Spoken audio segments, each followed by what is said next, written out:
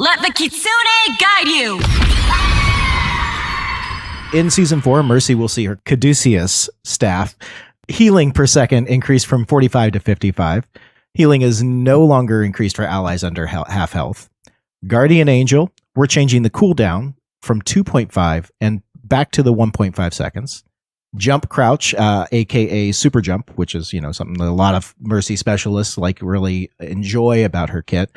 Will now keep the ability active for an additional 0.5 seconds. Previously, it was 1 second. And so that's a little bit of an adjustment there. And I think adds some challenge to the mobility, but still being responsive to player feedback that we've gotten. Stopping Guardian Angel with the ability input after using a jump or crouch cancel no longer starts the cooldown sooner. And then for Valkyrie, the support role passive healing is now active for the duration of Valkyrie as well. So at the beginning of the ultimate, she gains 100 armor health, and this is restorable for duration of rally, right?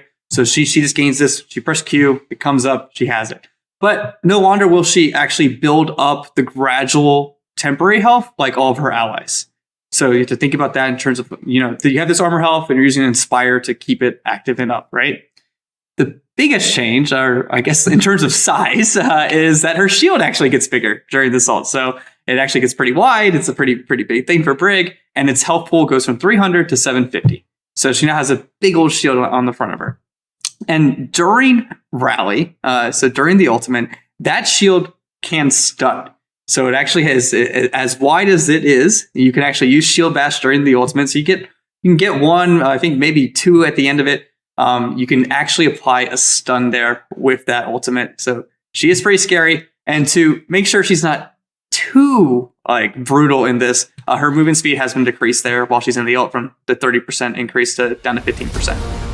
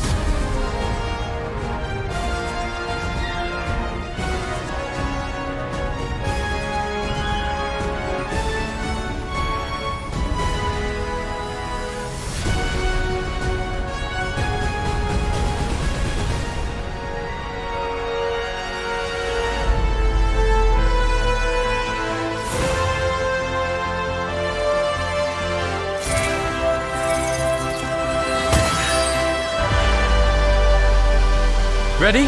I am.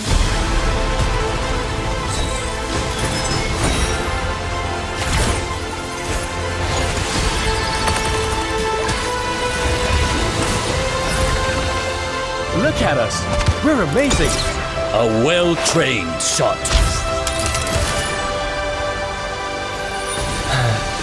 The lone rose gets plucked. Chaos be upon you. I'll protect your friends. Pearson, we have the robot. No one escapes gravity. The universe is magnificent, isn't it? and so the stars align. Your time is up. You picked the wrong side. My stars, what a shot! Spend every moment growing into who you truly are. All according to plan. Cheers, love! The cavalry's here! I will be your shield. Keep up with this! I like these odds. Enjoy the fireworks!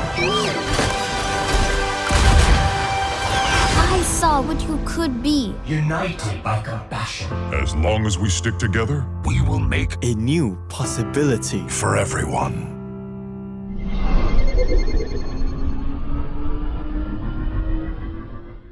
Hey everybody, my name is Andy Belford. I'm a part of the Overwatch 2 community team, and we're here with another episode of Dev Chat. Joining us today, we've got a couple of very special guests. Introducing our good friend, Alec Dawson, the lead hero designer. Say hi, Alec. Hey everybody, excited to chat today. Awesome. And then because we are going to be diving into some nitty gritty about supports, well, it only made sense to bring the most well-known support specialist in the Overwatch community on board. ML7, say hello to everybody out there. Hey everybody, I'm ML7 and I play support, not healer. That's right. Oh, I can feel the Twitch chat now.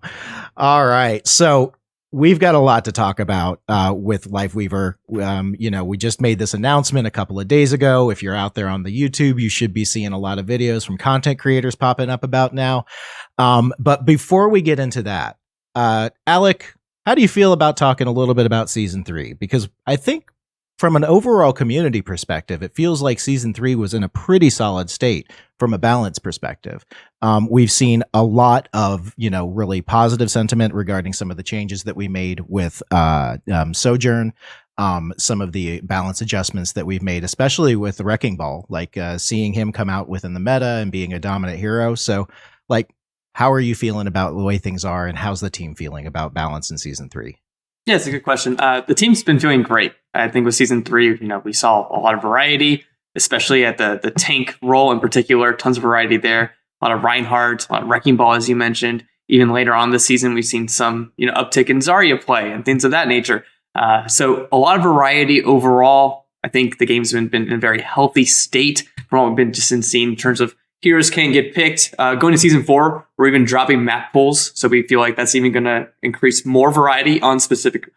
Overall, there's, this season had a lot of sniper maps and things of that nature. So that map pool going away will actually open up even more for the whole roster. I think that's an interesting point there. I know that personally, I'm really excited about the removal of map pools.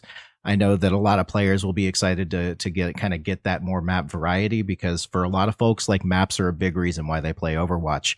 And then, I would echo what you said from a balance standpoint. We kind of have a saying in community is that if everybody's a little bit unhappy with some things, but overall happy with most things, then we're in a good place. And that doesn't mean we should rest on our laurels, of course. We're constantly looking for opportunities to improve, adjust, and change the experience. But ML, I'm interested in your take, and I know you had some questions about Season 3. What have you been seeing on live servers? What have you been experiencing during your streams, and what questions do you have? I feel like Season 3 was a really good season, team comp-wise. We had a lot of heroes being played.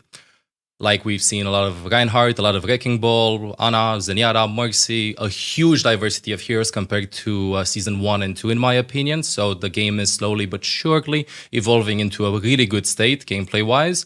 But I do gotta ask you, what are some of the heroes that caught your attention in Season 3?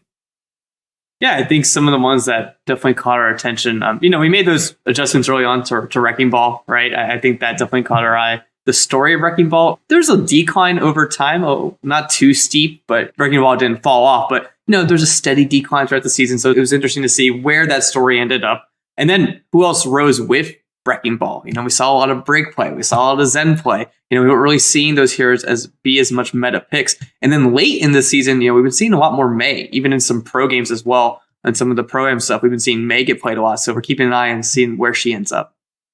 So let's get a little bit specific talking about some of the tanks that you just brought up. I mean, namely, of course, Rein, And here's one that was a little bit surprising for me to hear about. Zarya has actually seen an uptick in usage. And then, of course, like Wrecking Ball. What have we actually seen since the mid-season patch that happened just, a few weeks ago at this point, but, that happened, back mid-season? Yeah, Zarya was definitely the biggest winner there in terms of her win rate overall, right? I think we're at a comfortable state in terms of like how long the cooldowns are on the bubbles and how long they last. So we're in like this nice state where it isn't Overwatch 2 launch in terms of how powerful she was, but it's in a pretty good state. She went up from being a hero that was around 45% win rate at multiple segments to being around 50%, so that's a pretty big adjustment there. And we feel like she's in a good place now. I think it's one of those things where when we nerf heroes, we want to look at them over time, see how they perform, see if we want to make any small buffs. And Zarya to this point got a few to get back to that place where we feel like she's, pretty viable now. Okay. So Alec, you did mention we are seeing a lot of new tanks in the meta right now. ML, like that you just call that out like it's a big reason.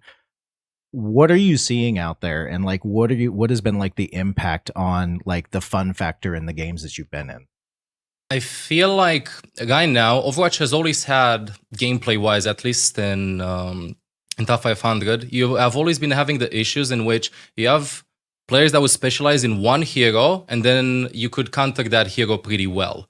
Right now, with how balance is made, I feel like, for example, if you want to play with Zarya, you have a chance at winning. If you want to play with Wrecking Ball, you have a chance at winning. And I feel like the dev team is responding quite fast to seeing heroes that don't have that big of a win rate because of the previous nerfs. Like Zarya got a bunch of nerfs from what I remember a couple of months ago. Now, small buffs, and we're still seeing her being played. I think that's how Overwatch should be. Every hero should be viable, even if not optimal, and you shouldn't feel discouraged that you're going to lose the game if you're not on the strongest team comp available in the meta right now, right then, because nobody plays perfectly, let's be honest. Mistakes can happen, and having all of these heroes available with different playstyles, Reinhardt with the shield, the Wrecking Ball just rolling to the back line, and Zarya just walking up and zapping you, is what makes Overwatch fun. Right on. And one of the things to keep in mind there too is that actually changes, around the world as you go from region to region. We're talking about Zarya, we're talking about, Wrecking Ball, we're talking about, Reinhardt being strong. However, and this is really interesting, the community team, we were just talking to Alec about this earlier this week, in Korea, like actually Diva is considered very strong meta, right? Because they focus much more around the dive rush kind of comps. Alec, what do you think when you hear, what ML just broke down, and then kind of contextualizing it with some of the feedback we're getting from other regions? Yeah, I think part of our job is definitely looking at some of those outliers still. I do think there's heroes at the bottom end that we're still looking at in terms of trying to bring them over time, or they're in a position where, hey, there's more of a rework in progress. Heroes like Roadhog, I think, aren't meeting that bar. Sometimes we look at Orisa. Was she over-nerfed over time? We're still taking a look at that as well. So those are some of the heroes we're talking about. Sombra, in a few seasons, we'll talk more about like what her changes are going to be. So those are some of the heroes that we definitely see are on the bottom end. We'd like to lift up over time as well, because while we have a lot of variety, it's never good to have some heroes that may just feel like they're out of the game or out of the meta. And we want them to be more involved and be more viable overall. I want to ask Alex something. Are there any heroes that you think the community might be undervaluing strength-wise? Like Andy said about Diva, like right now everybody's talking about Reinhardt, Wrecking Ball, Zarya. Are there any heroes that you think are in a strong state, but we haven't caught onto that yet? It's interesting. I think a lot of the heroes that are in strong states, people have mentioned or been seeing some comps like pop up, like Bastion has been seeing a lot more play. May's been seeing a lot more play. One that people kind of know of, but they don't really talk about that much is Sigma. I think Sigma's been strong for quite a while, actually, especially on some of the maps we've been playing lately. He just doesn't gain a lot of ire or anything like that. He's never really a hot topic in the community. So, there's an adjustment to Sigma coming into season 4, a small one to the Rock. So we'll talk about that more later too. I think with Sigma, like it's one of those things, and I think Sigma's starting to kind of fall into some of the Reinhardt category where, if you look at, like, I know ML has said this, I know Flats and Emong and several creators have said this, is like when Rein is in the meta, like the game is in a healthy state, right? And I feel like Sigma is kind of falling in that way. Now, keep in mind, like, this is my, gold, silver, Andy opinion here, but like, with Sigma, it feels like there's some very obvious counterplay to it. Like, and it's easy to understand and what you're playing around. Like, the cooldown on the rock, like the shield has that value, right? And it's only got the set amount of utility, things like that. And so, just an observation. I think that possibly could be contributing to that. I would also like to say that I feel like old school Overwatch heroes are really loved meta-wise, and we will always default to them. Like me personally, I enjoy playing with Reinhardt team comps, with Winston team comps and stuff. And Sigma's kind of new. He wasn't there at the beginning. And the experience that we've had playing with certain heroes will slowly but surely make us feel like it takes some time, what I'm trying to say, to get adjusted to new heroes and new playstyle. And I feel like even if Sigma is not seen as really strong, I think that he's strong kit-wise and stuff, but he just doesn't stand out experience-wise. Like, he's not that frustrated to play against. He's like, okay, Sigma's good on that map, good design overall. He's not like a big shield in front of you, I pin in, I'm either too strong or I'm too weak. So overall, I think that his design is what makes him go a little bit under the radar. So, because I know we got a lot still to get through here, I'm going to go ahead and move us on to damage. You were mentioning, you mentioned Sombra. I thought that was kind of funny because she saw a lot of play in this, in the recent tournament, right? Definitely. That was great to see. But let's actually take a second to talk about Cassidy. So we're going to be making some changes to Cassidy in season 3 and season 4, and it's going to be targeting the mag grenade. And this is, look, from the community side, we've been getting a lot of feedback about this over the last few months. A lot of Cassidy specialists have been, having some conversations with us, and we're trying to understand, like, what's the point of frustrations with Cassidy? And so the changes we're going to be making, we're going to be changing magnetic grenade damage, reducing that from 131 down to 120. And then we're also going to be reverting his base health back from 225 down to 200.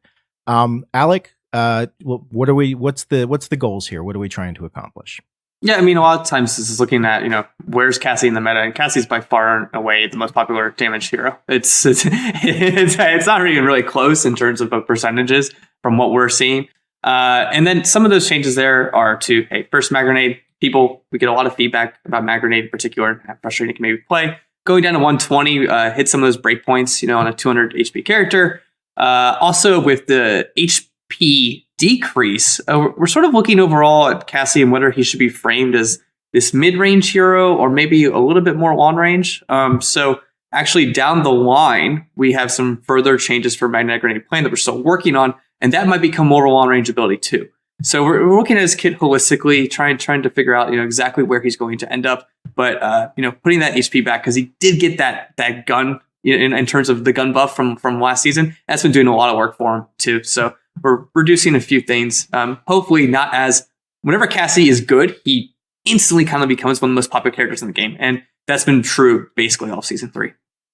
I just want to say that Cassidy is really consistent overall. It's all about like that risk factor. Like Widowmaker, you might miss your shots with Cassidy. Okay, you miss 3 or 4, you're going to reload fast and then consistently put out a bunch of damage. I just want to say that I just thank you for making it feel less frustrating to play against the Cassidy. When you get body shot and then you get the grenade attached to you, you would die because that would be over 200 damage. Right now it's at 190, I think. Mm-hmm. So should definitely be less frustrating to play against. If you would like to go check out the full patch notes, you can read more about this stuff on the official forums. We have them live now. So let's get into support. Before we talk about Lifeweaver, let's talk about support. So, we've seen some changes, like we mentioned before, like Brig, Zenyatta, they're coming into the meta. Alec, I know support's been like one of our biggest like areas that we've been focusing on for a long time. Like Aaron just released a letter, stating like the approach that we are taking to supports and like the kind of feedback that we get. How do you feel like supports are feeling since the mid-season patch? Yeah, we feel pretty good about the safe support at the moment. There's been a lot of buffs over time. There's even some more buffs here for the supports. Holistically, we've just been looking at the role and how much pressure they've been, feeling and how have they been able to actually fight back in a lot of positions too. So that's where a lot of their buffs have been targeted at times as well. So we feel like there's a lot of variety in the role at the moment. Ana still very popular. And then we're going to be adding a new support that I'll talk about later. So that increases hopefully even more, choice there. I think that's really important to us over time is to build out the support role, add more supports throughout the year. And hopefully players can latch on to ones that they really love. So we feel pretty good about it. ML, what about you? I'm going to say this, Alec. I think that compared to Season 1, support does feel a little bit better to play. I think that we still haven't found the sweet spot yet, but definitely I can see more tools than before being added to the game to try to help out support gameplay overall. So I'm excited for the future and what Season 4 has in store for us. Very cool. I know that you had another question you were wanting to ask here about the synergy between, seeing Brig and Zen popping up and the synergy between them and like Wrecking Ball. Did you want to expand a little bit more on that, ML? Yes. So from my understanding, Brig and Zen have been played together quite a lot compared to before, right? So we've seen an uptime in the playtime. Do you think that this is because of Wrecking Ball being very strong? And if yes, if let's say Wrecking Ball will not be played that much in the future, do you keep an eye out for Brig and Zen if they're going to be at the same power level or not? Yeah, we'll definitely keep an eye on it. I mean, Wrecking Ball in particular, they do play nice there. I think like Brig and Rein can play together a lot too. There's a lot of that going on. Zen's just been quite strong. He got that little bit of a buff overall to reduce how many windows of vulnerability that he has in terms of increasing the ammo to 25 now. So we'll keep an eye on them independently as well and just see, when these changes come in with, Lifeweaver as well. What comes through the name with Lifeweaver? Is that going to be a thing? Right. So that's how we'll be kind of taking a broader look at it. Okay, so you're waiting to see with the new support if they're going to gel differently, if you can see different team support combos to see if they need changes or not in the future. Definitely. Okay. Speaking of changes, I just want to make sure you all are buckled in for this one because it's time to talk about Mercy. Are we ready? Okay, so as always, Mercy is a very polarizing hero within the community. And I think that, no matter what, like any change that we make to Mercy is always going to drive a significant amount of conversation, both critical and positive, right? And, I think that, Alec, I'd be curious to know, like, your take on community response to the changes that we introduced to Mercy in Season 3. And also, like, let's talk also about, like, where we're going to be moving to with that. So, why don't you go ahead and go through your thoughts on that response, and then I can give an update on what we're going to be doing with Mercy in Season 4. Yeah, of course. I think the Season 3 changes, there was a lot of good, and there were some things we weren't as good, right? I think in particular, if you look at something like the buff to the change to her staff, where you're healing allies that they're underneath 50%, you're healing them more. I think as a design goal, that was achieving what we wanted in terms of her being this triage healer. She's really like looking for like when she might need to heal and actually save some of her allies a bit better, right? But on the opposite side, on the enemy side, it was like, well, how can I can't kill this target? That's how it felt for a lot of players, right? They felt like it was really hard to chew through that healing, really hard to actually kill a target that Mercy was pocketing.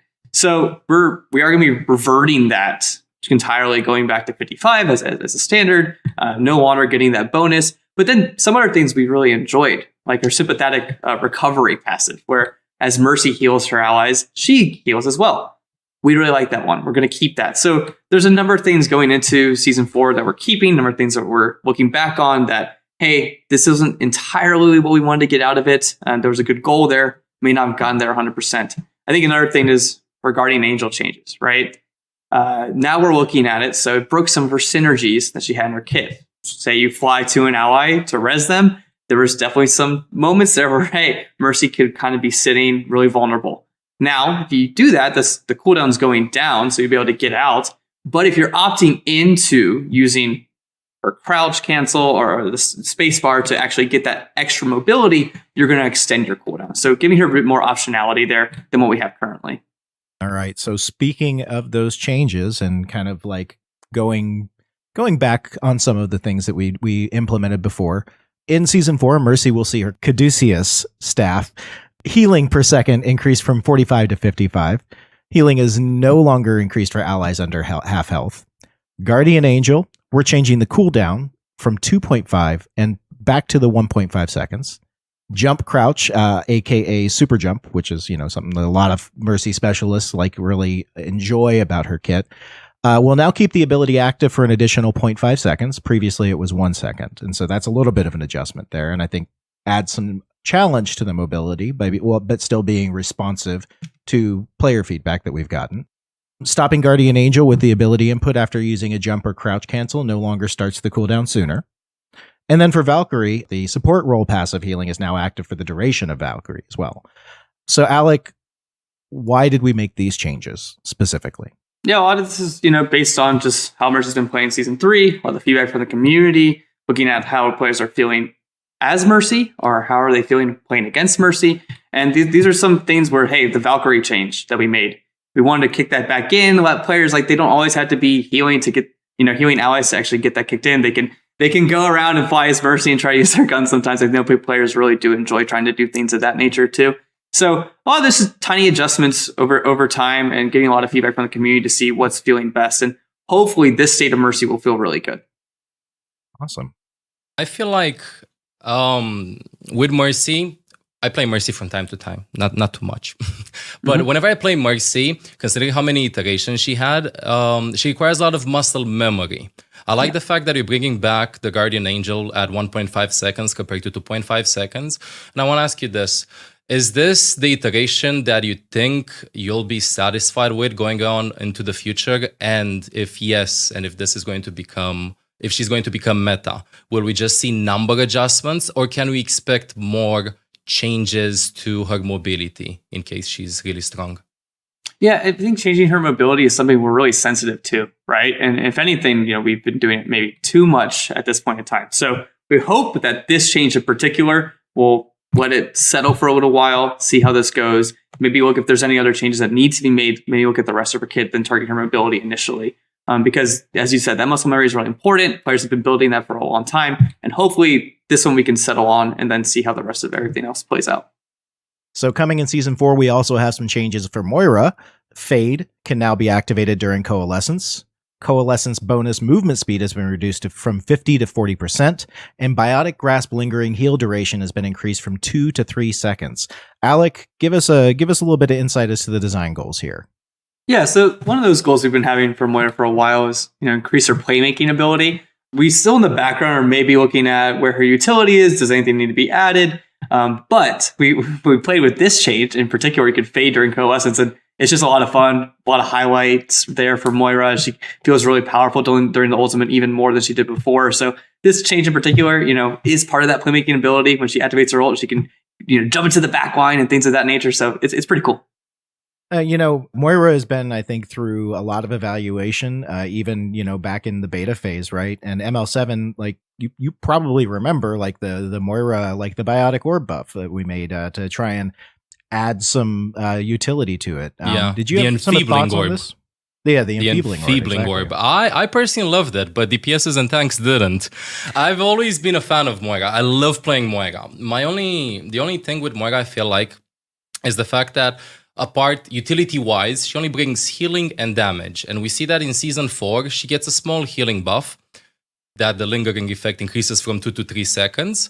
And we also see that you can fade during Coalescence. So you can readjust and reposition in the team fights, either to escape or to secure kills, which is cool. I can definitely see the playmaking potential. But at the higher ranks, it always comes to the question, if we need more than healing and damage, then we're not gonna pick Moira. Who else can we pick? So the question that I have for you is the following. Are you considering adding some form of utility to Moira other than healing or damage? Or are you satisfied with the fact that Moira is, I would say, probably the highest healing support in the game?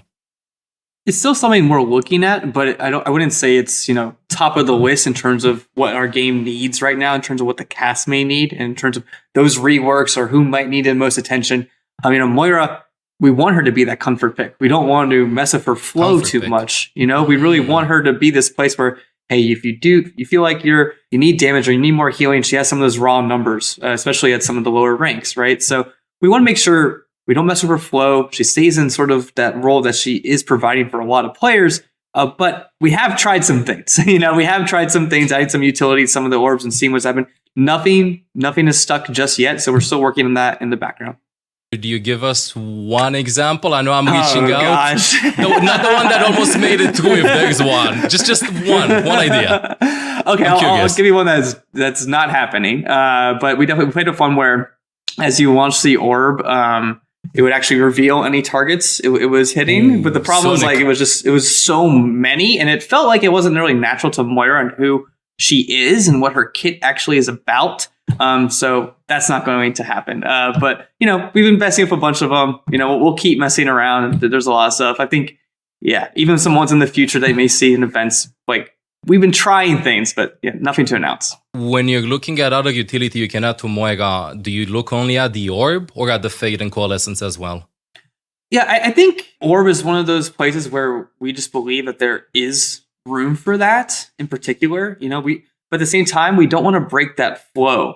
So it's like, is there room for utility in when the orb is shot, and you don't have to do anything else, right? Does it do something a little bit different in its effect? Things like that. So that's just a place where I feel like, those moves are relatively basic. There might be a little bit of room to add a tiny bit of complexity there, but we don't want to overdo it. I do think Fate has, quite a bit already on it with the jump and everything. The movement and Now, speaking of adding utility, let's transition to one of my favorite supports, Brigitte. Now, in mid-season 2, we increased the health on her shield. In the start of season 3, we added that additional burst of healing to her health pack. So I think, we've been pretty steadily looking and examining Brigitte. And Alec, you've actually been talking about wanting to take a close look at the ultimate ability. And players are going to see Brig's new ultimate ability starting in season 4. Alec, do you mind kind of going over these changes and let's get into it? Yeah, so there's a number of changes here. The goal is being to make this a bit more situational in terms of how good it can be in certain situations, and also increase what you're thinking of doing with the ult. Also makes Brig a little bit more scary in the ult as well. So at the beginning of the ultimate, she gains 100 armor health, and this is restorable for duration of rally, right? So she just gains this. She presses Q, it comes up, she has it. But no longer will she actually build up the gradual temporary health like all of her allies. So you have to think about that in terms of, you have this armor health and you're using Inspire to keep it active and up, right? The biggest change, or I guess in terms of size, is that her shield actually gets bigger during this ult. So it actually gets pretty wide. It's a pretty big thing for Brig, and its health pool goes from 300 to 750. So she now has a big old shield on the front of her. And during rally, so during the ultimate, that shield can stun. So it actually has, as wide as it is, you can actually use shield bash during the ultimate. So you can get one, I think maybe two at the end of it. You can actually apply a stun there with that ultimate. So she is pretty scary. And to make sure she's not too brutal in this, her movement speed has been decreased there while she's in the ult from the 30% increase down to 15%. But yeah, this one's a lot of fun. We've been playing with it for a while. Been waiting to let the community get their hands on it as well. But I think the shield and everything has just been a great job from the team in terms of the art and the presentation of it and how it looks. I think anybody who has watched some of the trailers that we put out for Overwatch over the years, and has seen that one where Brig and Rein make the super mega shield, and so the minute I heard this, I thought about that, and I'm just I love this. Really just makes Brig feel like a tank for just a moment. The question that I would have is these changes, they're really cool. And you talked about some of the design goals.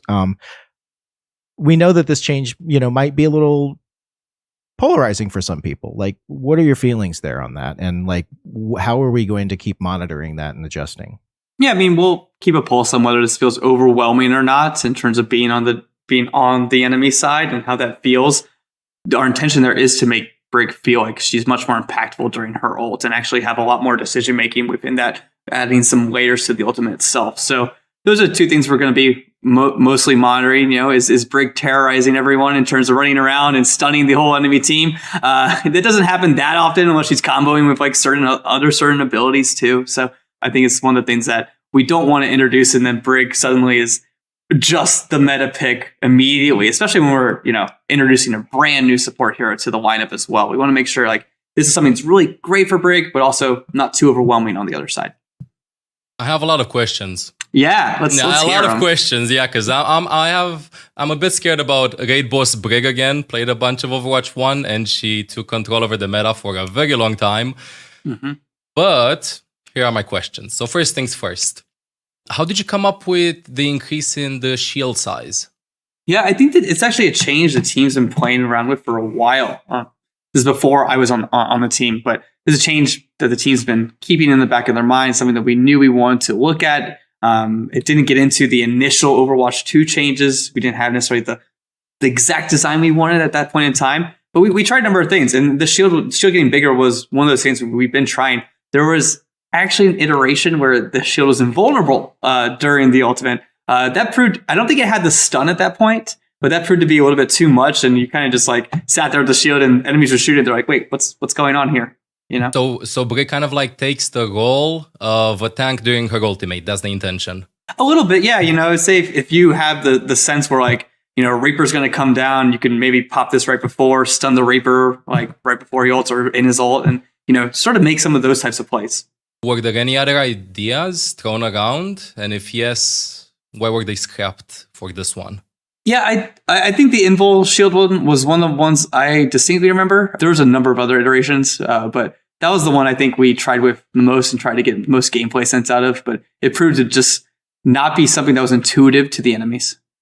Would we see any extra utility added to her in the future other than her being just tanky overall? Because this is what I feel is like Brig's identity, kind of like a very tanky hero during her ultimate at least. Yeah, we feel like she's in a relatively good place in terms of, you know, how much she's getting played and how useful she's being in certain places. I do think the armor pack adjustment that we made gave her a little bit better of a way to, you know, actually heal her allies as well. So we'll sit on this one for a while, just like some of those Mercy changes, see where Brig ends up and see if there's anything that actually needs to be added. And I have one more question if possible. Yeah. One more, okay, you mentioned the stun during her ultimate. How long is the stun duration? It's pretty brief. So it's just like the old stun in terms of how long that was. I think it's 0.5 seconds, correct? 0.5. And you can hit multiple targets with it? You can hit multiple targets, yeah.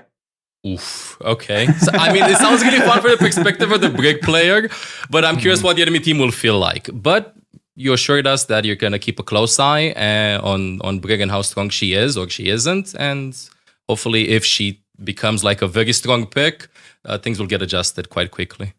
Yeah, we'll definitely be keeping an eye on this one.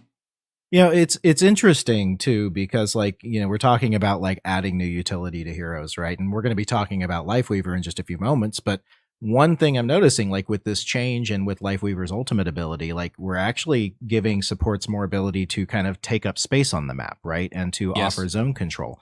Is this like a trend that you kind of want to continue, Alec? Or like, what are kind of the team's goals in adding this additional utility to the roster? Yeah, it's one of the goals. I mean, I think sort of not necessarily the Brig change follows this goal, but there's like a overall goal of supports that they're a bit more scrappy in Overwatch 2 than they necessarily were in Overwatch 1. And I think a lot of the changes we've been making over time, we'll say like Zen Kick, right? And some of those types of changes where they can fight for themselves. You know, it shouldn't be this thing where a damaged character, you know, faces down a support character and sort of like knowing what's going to happen in that engagement. You know, they should be able to defend themselves. They should be able to fight in that engagement at least a little bit, right? So this is sort of the overall. We want them to be pretty scrappy compared to how they may have been Overwatch 1, and adding some things to let them fight back. And I think you've seen changes over time that have gotten them into that position. So that's a lot of balance changes coming your way in Season 4, but I think we know why most folks are here today. So let's go ahead and dive straight into it, and let's talk about our newest support hero, Lifeweaver. Before we dive into the kit, if you haven't checked out the trailer, be sure to go check out the trailer. Be sure to check out the story video. It's all amazing. I know that you all will love it and love the character of Lifeweaver.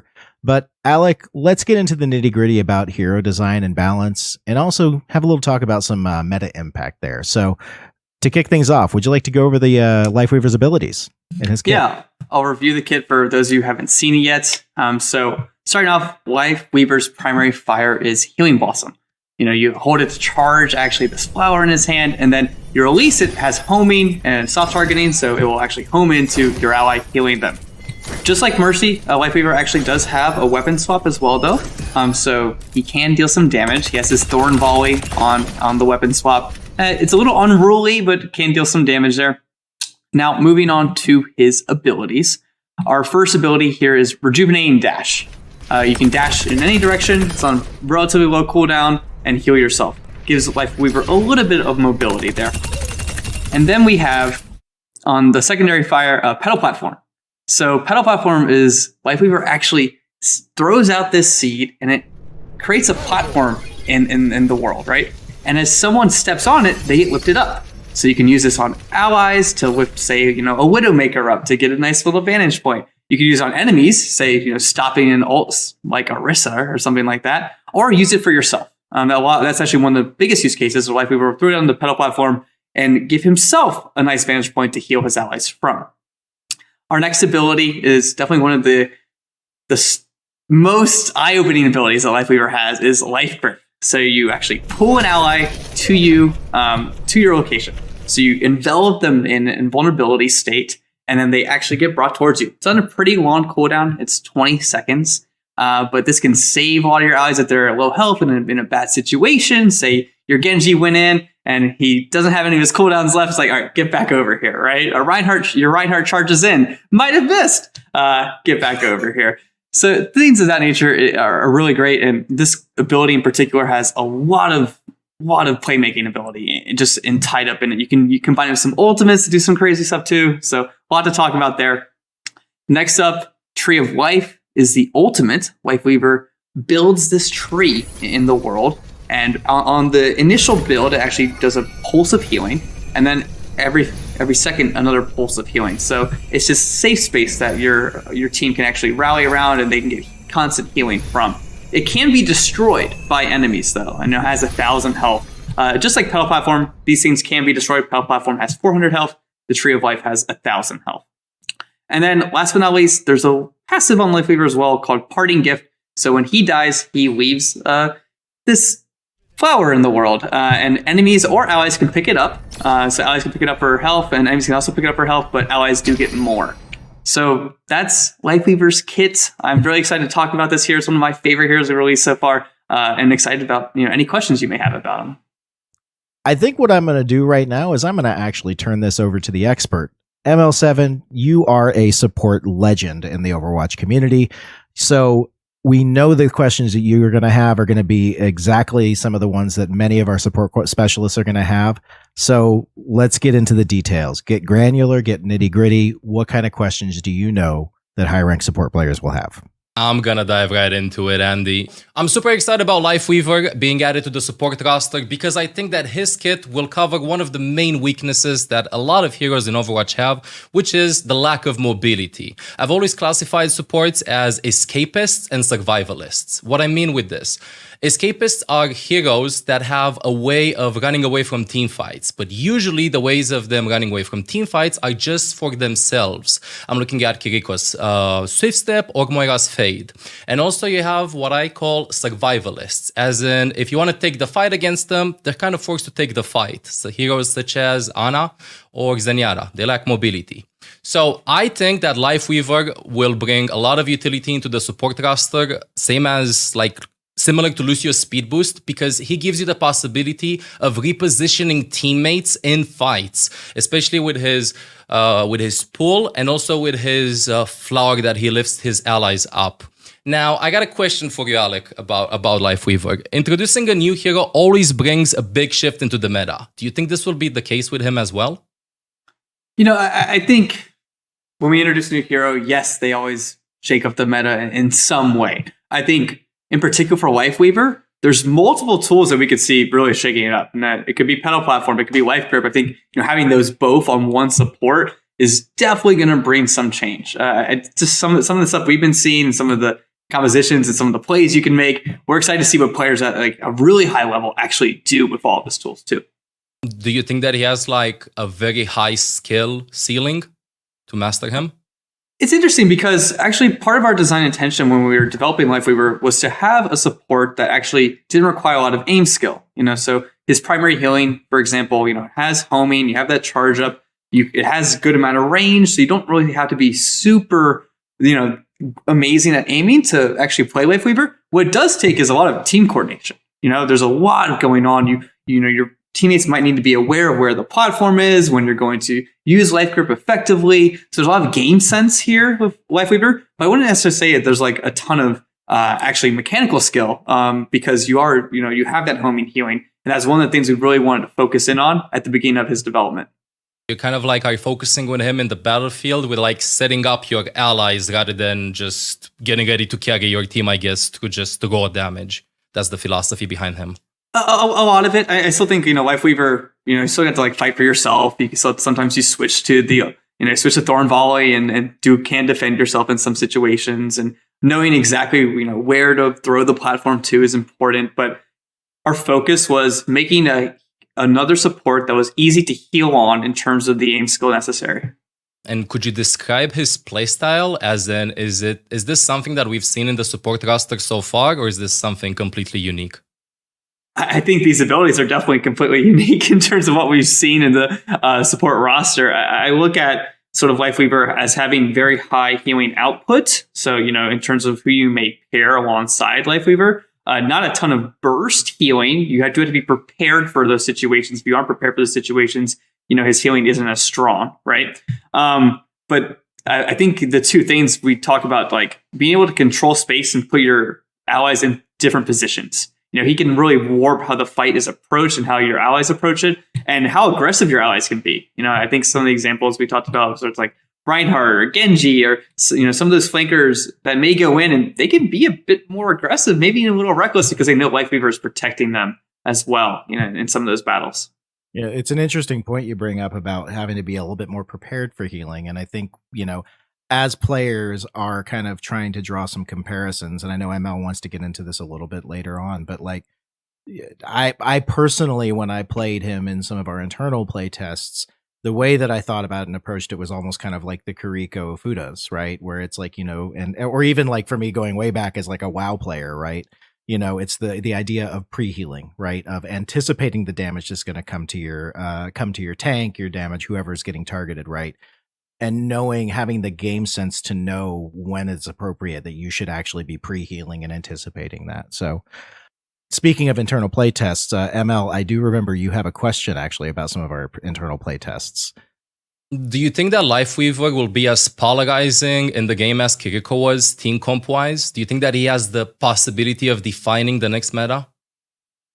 Yeah, I think, he brings a unique set of tools. So I definitely think there's a chance that Lifeweaver unlocks a lot of compositions, in particular, like what damage characters are playing alongside him, which tank characters are playing alongside him. Yes, there is potential there for him to just unlock new things and new ways of playing and new ways that teams are actually approaching the game. Whether that be from because you have Life Grip or whether because you have the pedal platform that can actually put your team in, new situations and new areas of the map. Are there parts of his kit that you fear might be too weak or too strong? I think the one thing we're definitely going to be looking at as Lifeweaver launches is, his healing. How is that healing tuned? Is it actually too high for how much value he's getting elsewhere in his kit as well? And then I think Life Grip in particular. Life Grip's probably one of those very it's probably one of those very attractive abilities within a fight, and we need to keep an eye on like, okay, how much value are players actually getting out of it? Because we think it's very, very powerful, but are players seeing that value immediately, in those first few weeks as they're playing Lifeweaver? Number-wise, how does his healing and damage output feel like compared to other supports?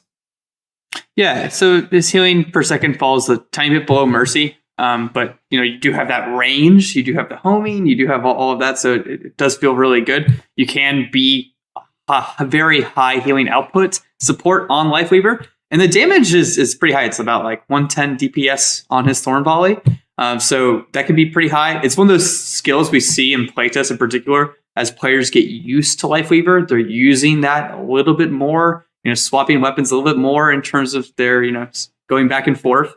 So they're getting more damage overall.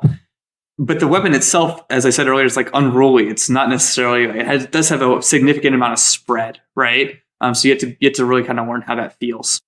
I wanted to ask you, like, how fast can you swap between his Healing Blossom and his Torrent Valley? Is it similar to swapping from healing to damage boost on Mercy, or is it similar to swapping from the staff to the pistol? It's faster, actually, than how Mercy can swap. But the one thing you have to keep in mind is when Lifeweaver swaps back to healing, he doesn't have it charged, right? He then has to recharge his healing and get it back up. So you have to be pretty mindful of that in particular, because Lifeweaver at 0 charge isn't going to be able to output much healing until he charges up Healing Blossom to some significant level. All right, folks, we are running short on time, but that is okay because today we are introducing a new segment that we're calling Rapid Fire. Here's how this is going to work. We're going to put some time on the clock. ML7 will have all that time to ask as many questions that he can ask and get an answer from Alec on. Alec, are you ready? I'm ready as I'll ever be. All right. ML7, are you ready? I'm good to go, Andy. Here we go, folks. On your mark, get set, go. His life grip. How do you plan to prevent the troll potential? There's some baked-in logic there to prevent some troll potential, and we actually allow allies being pulled, they can use movement abilities inside of it, so they can get out of it. Misclicks happen in-game. Will this ability have a confirmation option like Echo's Copy or Ana's Nano Boost? It will not have a confirmation option at launch. Is there an invulnerability to it? Yes, allies are invulnerable for the duration of the life grip ability. Petal platform. In theory, can you have 100% uptime of your petal platform? No, there's going to be a little bit of time where you do not have it. It's on a bit longer cooldown, and that is where Lifeweaver is at his most vulnerable. Can you place a May Wall or a Sim TP on top of it? Yes, you can. Do you think that this ability might influence the meta the most? I don't think Petal Platform will influence the meta the most, but it has a lot of neat tricks you can do with it, such as raising up your allies, or hey, see Arisa ulting, you can raise her up, and then that ult's going to be kind of not doing anything anymore. Can you activate it halfway across the map? You can activate as far as you can throw it. It's actually something you throw from Lifeweaver. It can bounce off walls too. It will not go halfway across the map. Can you grapple hook to it? Yes, you can. Now moving on to the passive, Parting Gift. Does this stay up until he respawns? It's up for 12 seconds, so slightly longer. You pick up Parting Gift up like you could back in the day pick up Torbjorn's armor packs. You just walk over it, and that's how you'll pick it up like a health pack. How much does it heal? It heals allies for 250 and enemies for 75. Can you activate Petal Platform without having anybody step on it? A player has to step on it. It's a pressure-sensitive platform. At that point, it will rise up. Can you activate it with a teleport? No, it will not activate that way. Does the healing from the ultimate work through walls, or is it line of sight dependent? It does need line of sight. Does he have any movement X? Yes, actually. As you raise up on a platform, if you jump at the top, you'll actually get a much bigger jump. Does he have a modified headshot amplifier like Kiriko has, or is it the same like most other heroes that can headshot? It's like most other heroes. It's ×2. And ding, ding, ding, ding, ding. We are all done there. Thank you so much for that. That was actually a lot of fun. I don't know, Alec, how did you like that? Yeah. Well, we'll talk about Lifeweaver. We're very, very excited about this hero. Oh, I'm more talking about the rapid fire. Oh. We may have to start doing all of our interviews like that. Sure. Yeah.